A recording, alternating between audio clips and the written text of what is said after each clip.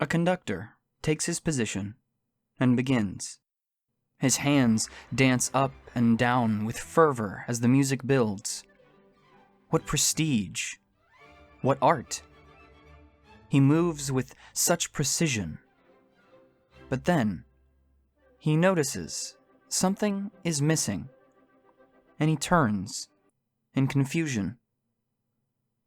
Keep this conductor frozen in your mind. I take the English language for granted.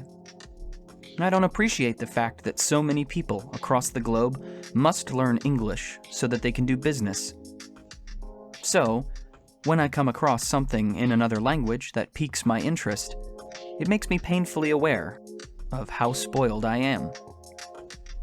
This video is about a song that lay at the periphery of my mind for the longest time, yet never found its way into the spotlight. Unsurprisingly, when one is intent on learning something new, many new paths make themselves known. The song? Largo al Factotum, a song about a barber in a place called Seville.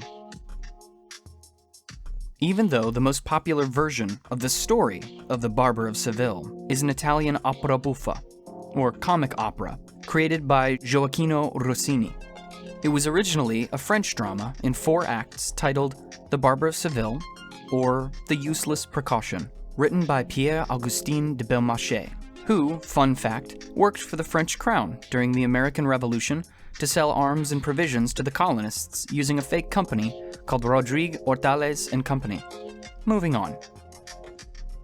Instead of detailing the plot of the entire opera, I decided to focus on Largo al Factotum, which is toward the beginning and is the most recognizable aria from the opera. My whole life, the only thing I knew about Largo al Factotum was that lots of people were yelling for someone named Figaro. However, once I looked up several translations of the lyrics, I found myself entranced by the character. It begins with, "Make way for the factotum of the city." Factotum is a Latin word that essentially means do everything. This sets up Figaro's character perfectly. He loves his life, and he loves his work, as we see in the lyrics, "Ah, what a beautiful life. What a beautiful pleasure. For a barber of quality." He sings about the tools of his trade in the lyrics, "Razors and combs, lancets and scissors, at my command, everything is here." There is also the resource of the trade, with the lady, with the gentleman. He goes on to sing about all the different ways that he is needed by singing, "Everyone asks me, everyone wants me. Women, boys, old men, young girls, here the wig, quickly the beard. Here the bloodletting, quickly the ticket." The ticket being referenced here can also be translated as a note that Figaro must presumably deliver. He laments the chaos of how many people need him, and he pleads for them to go one at a time by singing, "Alas, what fury! Alas, what a crowd! One at a time, for charity! One at a time, one at a time, one at a time, for charity." By the end of the song, he playfully explains how he goes all over the city with the lyrics, "Figaro here, Figaro there, Figaro up, Figaro down, ready, very ready. I am like quicksilver. I am the factotum of the city." After reading the lyrics a few times, my appreciation of the song and its rhythm increased in leaps and bounds. The question for me still remained, why did so many different people need Figaro? The answer lies in the history of barbers. It makes sense that so many people rely on Figaro throughout the opera. Why? Because barbers did way more than simply cut hair back then. Cutting one's own hair wasn't an easy task. It would have been even harder in the past. Depictions from Egypt, Greece, and eventually France show scenes of people getting their hair attended to. As far back as the Middle Ages, surgery and wound dressing were a part of the job. It wasn't until 1745 that barbers and surgeons were made legally distinct. The barbers maintained the barber's pole, which was a swirling pattern of white, blue, and red. White for bandages, blue for veins, and red for blood. In 1886, the Barbers' Protective Union was formed in Columbus, Ohio. There is another aspect of barbering that goes beyond someone's physical need being met. In antiquity, barber establishments were also where people could converse. Information could be shared, and discourse could be had. I believe this is why Figaro is being given notes to deliver. You clearly have to trust someone whom you let near you with scissors or a straight razor. A traveling barber out on the street probably would have attained lots of intel about the goings-on in the lives of their clients. It's no wonder everyone was calling for Figaro.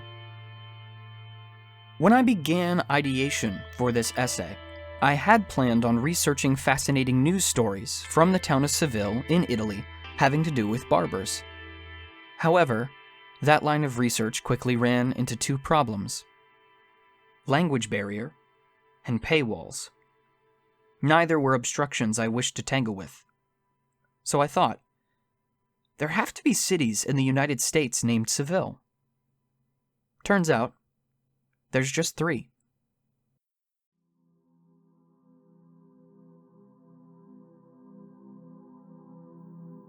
"83 miles southwest of Jacksonville, Florida, in Volusia County, lies the unincorporated community of Seville. It was founded around 1882 and had the beginnings of a bright future. The town was created by William Kemble Lent, who was the vice president of the Jacksonville, Tampa, and Key West Railway. In 1887, Jacksonville was visited by Yellow Jack, or, in common terms, yellow fever. Lent's company moved its headquarters to Seville to get away from the disease, no doubt spurred on by the suggestion of Lent. Here's an illustration that depicts Florida being strangled by Yellow Jack as her box of trade goods lies sadly on the ground. By 1888, Seville had grown quite a bit and had around 125 buildings. To quote from the West Volusia Historical Society, the 125 buildings included 4 brick stores, 3 hotels, a schoolhouse, a town hall, and a jail. 5 churches were already built and holding regular services or were under construction. A restaurant, a drugstore, barber shop, 2 blacksmith and gunsmith shops, a livery stable, and a billiard hall kept residents actively engaged and prosperous. Lent also aided in the creation of a bank and had a brick residence built for himself. Despite all the things that Seville had going for it, the yellow fever that had spread across Florida began choking the railway to death. To quote again from the West Volusia Historical Society, guards were stationed at road crossings, bridges were blocked, and trains were stopped to prevent access into or out of Florida. The epidemic directly affected Seville. Many people left as soon as they could, were unlikely to ever return, and tourists stopped coming. As a consequence, a chain reaction in the decline of the once bustling economy put Seville, West Volusia, and all Florida on the road to a slow and, in some cases, an improbable recovery. This image is of a newspaper illustration from 1888 depicting yellow fever refugees being turned away at a railway station. Lent had put everything he had into Seville's future. He had to get investors for the hotel and money for the waterways. But the financial pressures started mounting after Seville was neutralized by the scourge of Yellow Jack. In 1889, William Kemble Lent took his own life because of the disaster that had befallen his finances and the dashed hopes of what Seville could have been. Here I must issue a mild trigger warning because I will be reading Lent's cause of death. If you are disturbed by descriptions of self-harm, please forward to the next chapter now. To quote from the Calhoun Times dated September 12, 1889, a special from Seville, Florida says, William Kemble Lent, a prominent railroad and real estate man, committed suicide here on Wednesday. He began his work of self-destruction by slashing his forearm with a sharp razor, and then took a large dose of morphine and ended by discharging a revolver into his brain. He died almost instantly. He was a man of considerable means and was largely interested in the town of Seville, being heavily invested in her lands, railroads, waterworks, lumber mills, and other enterprises. It is said that nearly all of his inheritance has been either lost or tied up in such a manner that it is unremunerative to him, and fear that he had involved others in his reverses drove him to desperation and suicide. Despite this dark chapter in Seville's history, the fact that you can still find this place and look around at the people still living in the area is a testament to their resilience.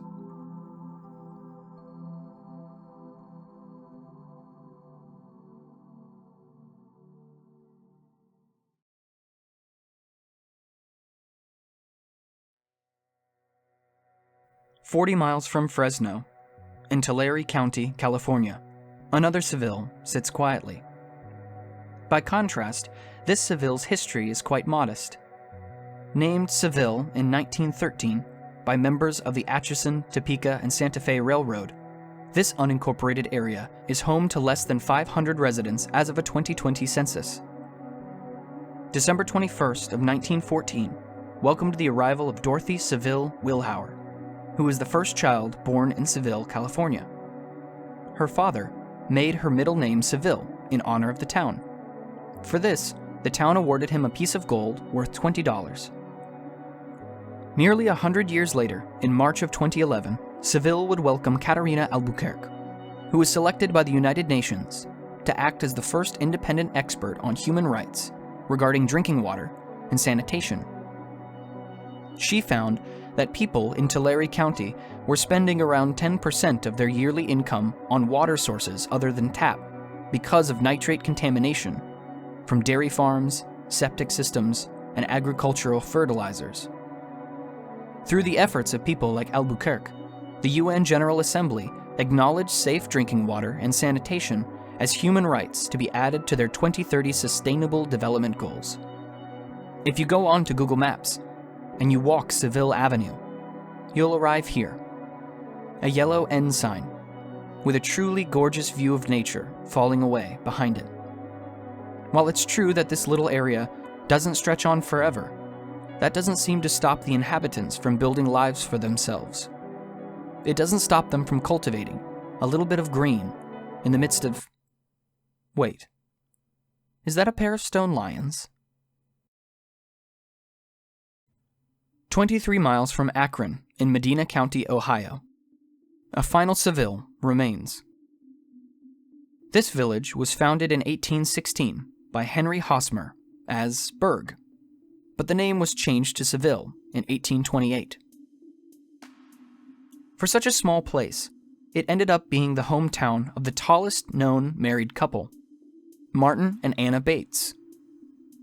Martin stood at 7 feet 9 inches, and Anna was 7 feet 11 inches.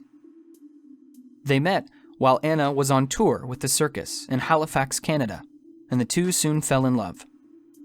They were married in London, and Queen Victoria herself gave Martin a pocket watch, and Anna a gown and a ring.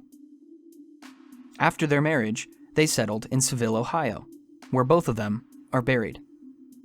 Of note, Lionel Dahmer, father of infamous Jeffrey Dahmer, also ended up settling in Seville after the aftermath of his son's horrible crimes. Another person born here was John H. Hoover, who would go on to join the Navy and be awarded the Navy Distinguished Service Medal 3 times. His military career spanned World War I and World War II, and at one point in time, he was responsible for the security of the Caribbean. He ended a 41-year military career by achieving the rank of 4-star admiral. Where Hoover had a lifetime of accolades, for some, 1 is enough. Specifically, 1-0. This is the win-loss ratio for C.V. Madison. He pitched 1 game for the 1884 St. Louis Maroons. In 6 innings, the opposing team scored 11 points. 6 out of the 11 runs were earned, which means that the player at bat wasn't aided by the blunder or error of the defensive players. So really 5 runs count against Madison and his teammates. After the 6th inning, they moved him to center field, and the Maroons ended up winning, 16-11. Eventually, Madison went on to become mayor of Seville, Ohio, the town where he was born, and would eventually pass away. 1-0. The Maroons only existed for that 1884 season, as they wound up joining the National League and being sold to a man named John Brush, who relocated them to Indianapolis and renamed them the Hoosiers. This same John Brush is the man who attempted to steal a bright young ballplayer named Joe Tinker away from his team without paying out his contract.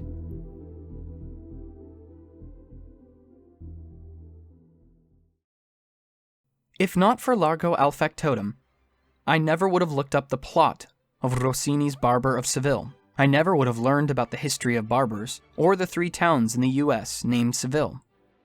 I didn't know that I liked this opera until I saw Michael Spyres' rendition of Largo al Factotum. The music builds, the conductor has a serious air about him, then something unexpected. Where's Figaro? He's not standing stationary, waiting for his turn, no. He's on the move, and he's smiling. After all, this is opera buffa. It's supposed to be fun, and his performance drives that home through his playful use of facial expressions, cadence, and voice impressions. Even though I don't speak the language he's singing in, his performance is so human and readable that I feel like I understand. As it turns out, even the conductor can't do his job without the help of Figaro. Thanks for watching. Catch you in the next one.